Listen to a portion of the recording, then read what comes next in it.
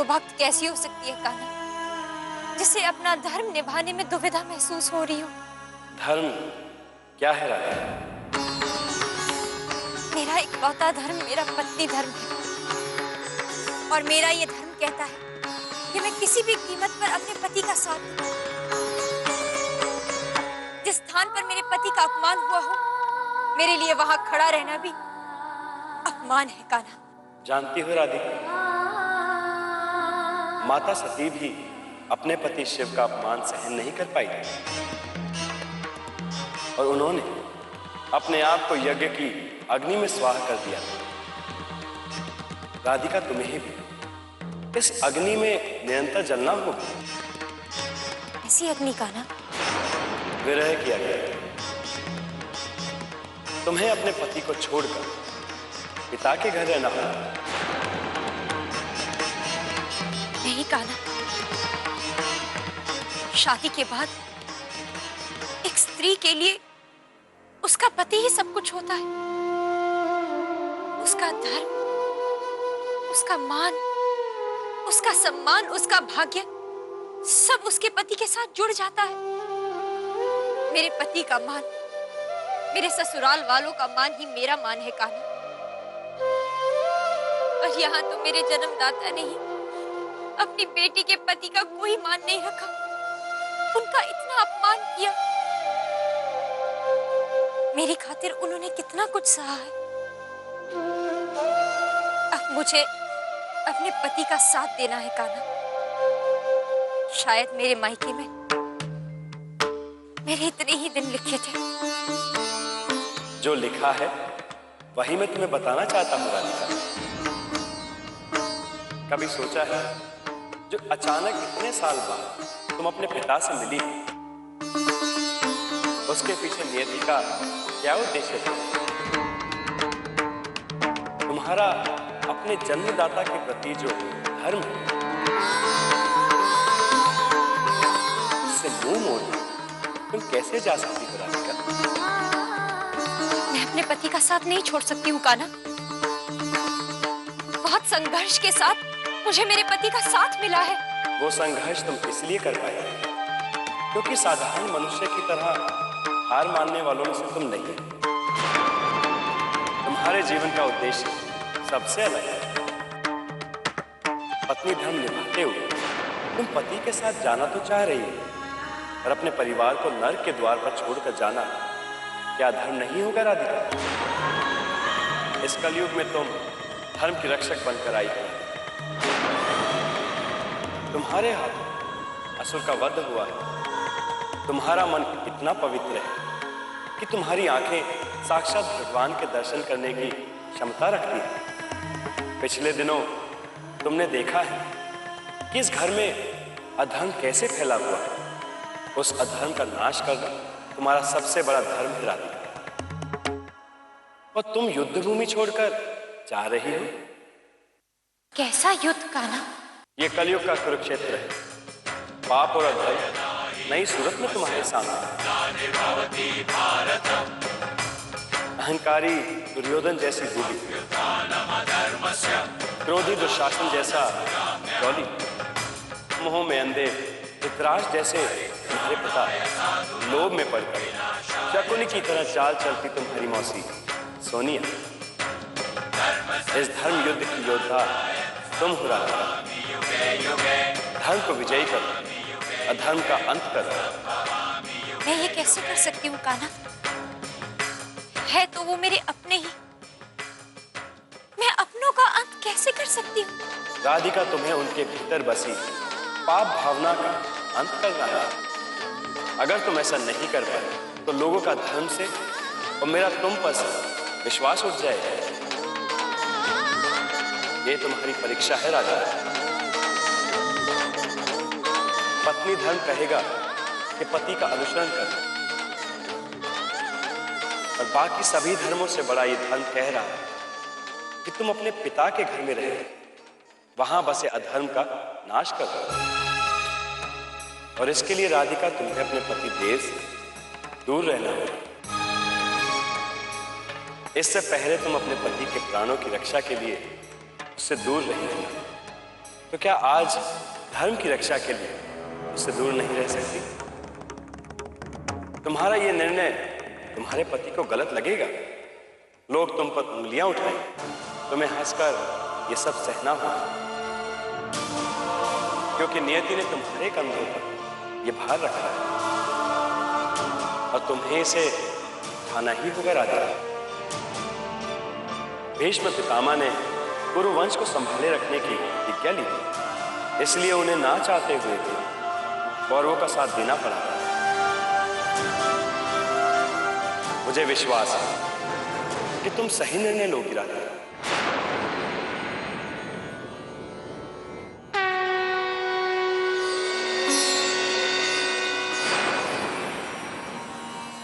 ये मेरा अपना फैसला है। मैं यहाँ अपने परिवार के साथ रुकना चाहती हूँ। परिवार? तुम इस परिवार की बात कर रही हो? इसने तुम्हारे परिवार, तुम्हारे पति का अपमान किया? छोटी बहू, छोटी बहू।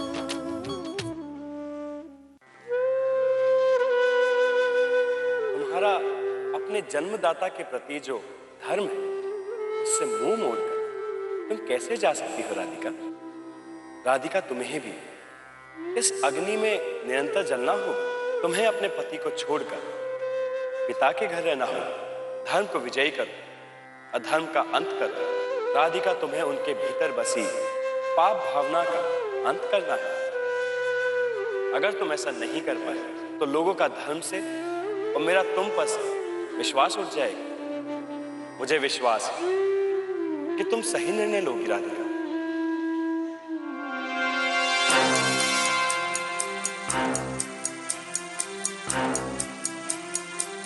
राधिका,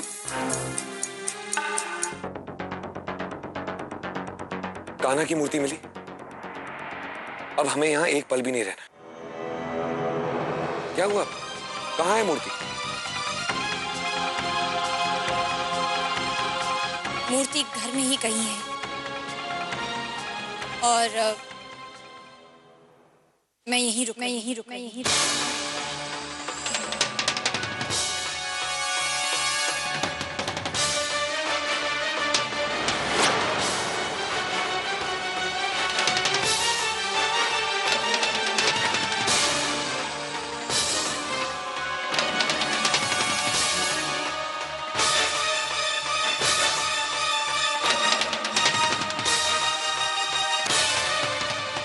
ये तुम क्या कह रही हो राधिका? मैं आप सबके साथ घर वापस नहीं जा रही हूँ। मैं यहीं रुक रही हूँ अपने पिता, अपनी माँ, अपने बहन और अपने भाई के साथ।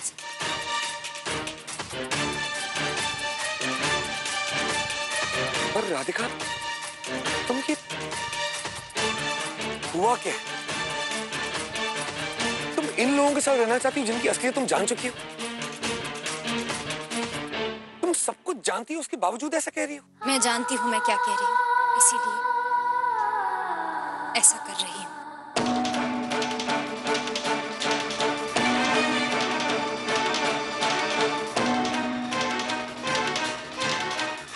छोटी बहू, मुझको तेरी बात समझ में ना आवे। इतना सब होवे के बाद भी तू यहाँ रहना चाहे?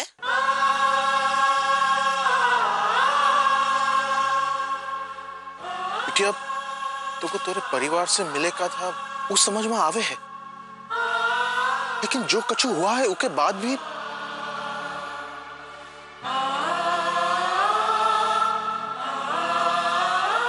छोटी बहू, तुम जिन लोगों के साथ रहने की बात कर रही हो वो सिर्फ तुम्हारा फायदा उठाकर मठ हथियाना चाहते हैं।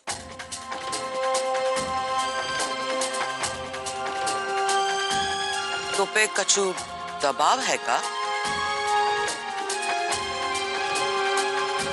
नहीं, ये मेरा अपना फैसला है। मैं यहाँ अपने परिवार के साथ रुकना चाहती हूँ। परिवार? तुम इस परिवार की बात कर रही हो? जिसने तुम्हारी भावनाओं के साथ खिलवाड़ किया, जिसने तुम्हारे परिवार, तुम्हारे पति का अपमान किया।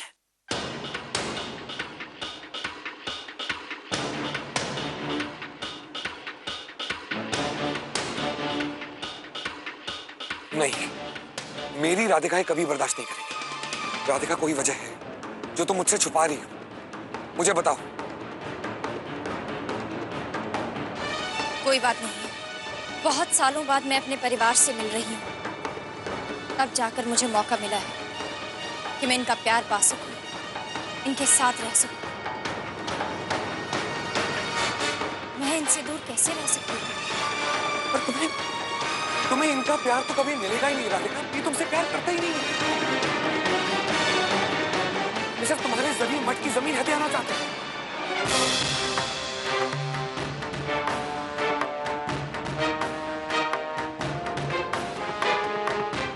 वो सब मैं नहीं जानती। मैं सिर्फ इतना जानती हूँ कि मैं अपने परिवार के साथ रहना चाहती हूँ।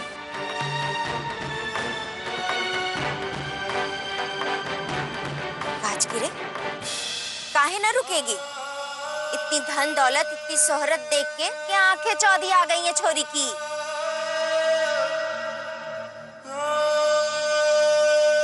तुम ये फैसला सिर्फ इस घर की बेटी बनकर नहीं ले सकती। तुम राजपुरोहित परिवार की छोटी बहू और खुद एक राजपुरोहित है। तुमने राजपुरोहित बनकर अपना जीवन जन कल्याण में समर्पित कर दिया, और उसके बाद तुम ऐसे फैसले। बस करो देव।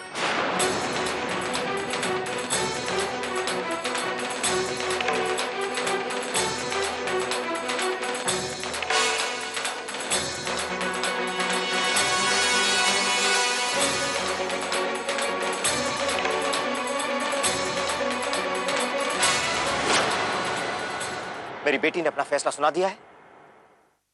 अब यही ठीक होगा कि तुम यहां से चले जाओ। चले जाओ यहां से, वरना धक्के मार मार के तुम्हें यहां से बाहर निकलवाना पड़ेगा। छोटी बहू, छोटी बहू।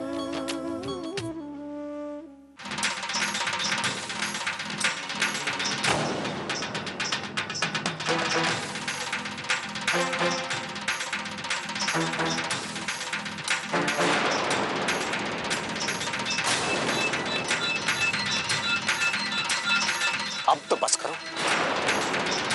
राधिका अपना फैसला सुना चुकी है, उसे बदलने की कोशिश मत करो।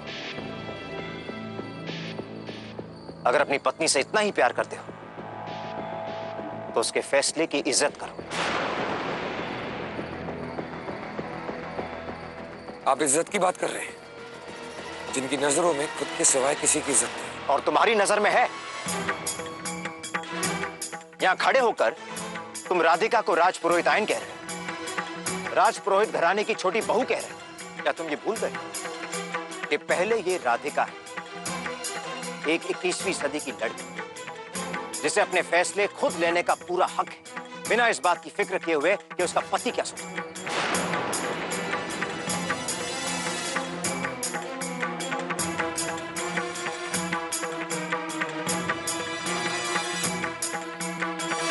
अपने पति होने का फायदा मत उठा। पर आपने तो फायदा उठा लिया ना मिस्टर भरद्वाज। राधिका के भोलेपन का फायदा उठा लिया ना आप। फंसा दिया ना उसने अपने जाल में, इसकी वजह से वो यहां रुकने के लिए तैयार है।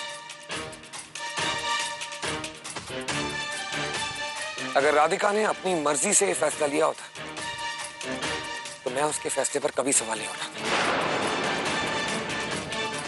पर दुख मुझे इस बात का है कि ये फैसला राधिका का नहीं है, और ये जानते हुए भी कि आप उसके पिता हैं और आप उससे प्यार नहीं करते हैं, तो तुम फिर हद से आगे बढ़ रहे हो देव।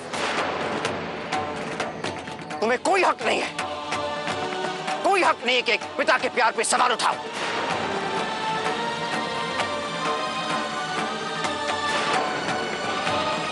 मेरी बेटी ने अपना फैसला सुना दिया है। अब यही ठीक होगा कि तुम यहां से चले जाओ। चले जाओ यहां से, वरना धक्के मार मार के तुम्हें यहां से बाहर निकलवाना पड़ेगा।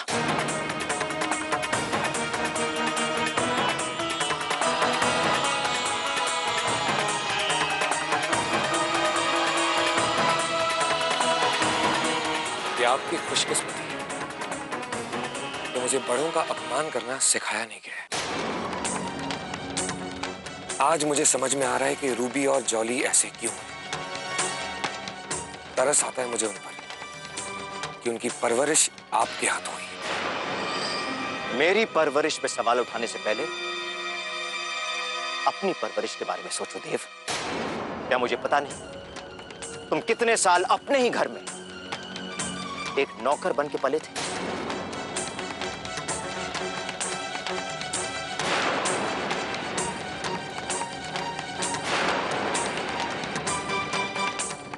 और अब बहुत हो गया, बहुत हो गया।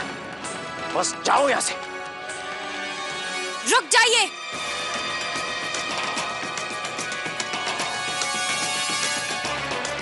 मुझे मेरे पति से अकेले में बात करनी है। मगर राधिका, मान जाइए।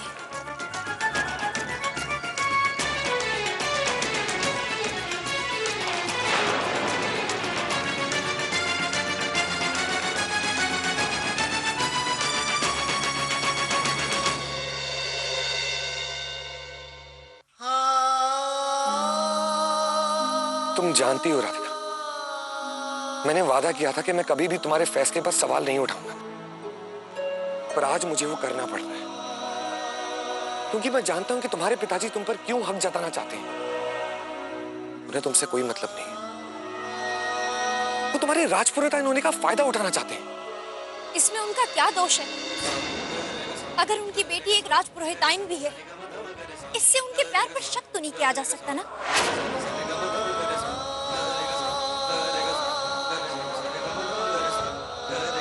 नहीं, उनके प्यार पर इसलिए शक किया जा रहा है क्योंकि जब से वो हमें मिले उन्होंने तुम्हारी आस्था, तुम्हारे संस्कार, तुम्हारे धर्म पर सवाल उठाए। उन्हें सिर्फ पैसा दिखता है राधिका, उन्हें सिर्फ पैसों की भाषा ही समझ में आती है, वरना वो बाबा और हमारे परिवार को ब्लैंक चेक देकर खरीदने की कोशिश नहीं करते। और ये सब कुछ तुम्हारे सामने हुआ है राधिका।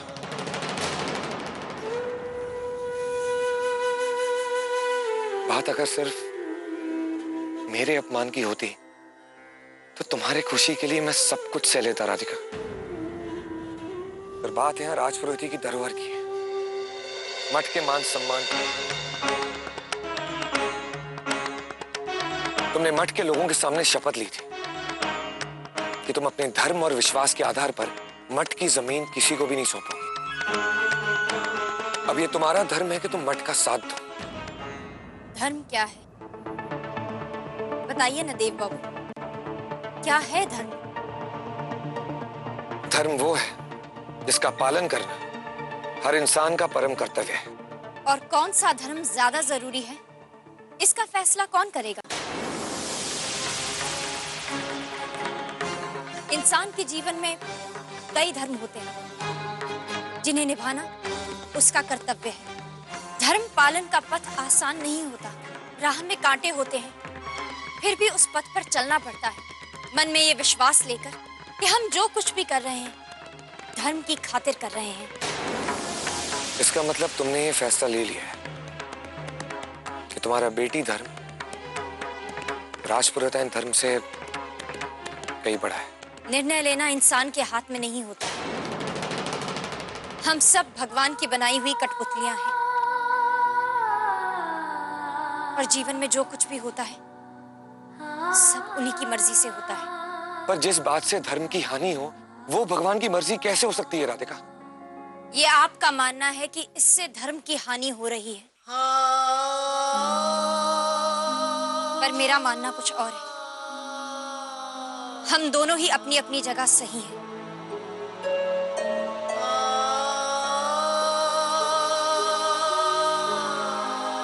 ठीक है राधिका, जब तुमने ये फैसला ले लिया है कि तुम मठ में ली हुई शपथ को भुलाकर अपने परिवार का साथ दोगी और वो तुम्हारा धर्म है, तो वही सही।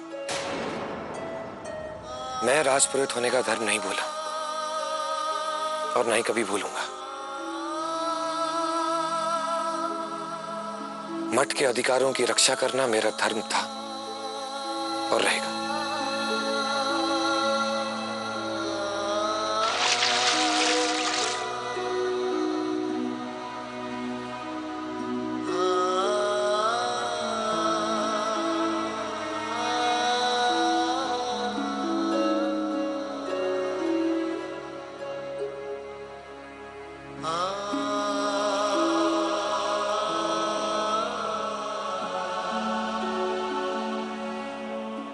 काश मैं आपको बता पाती, काश मैं आपको बता पाती। हम दोनों एक ही उद्देश्य के लिए अपना अपना धर्म निभा रहे हैं। मैं कान्हा से प्रार्थना करूंगी कि हम दोनों अपने अपने युद्ध में विजयी हो, धर्म की जीत हो और अधर्म का नाश।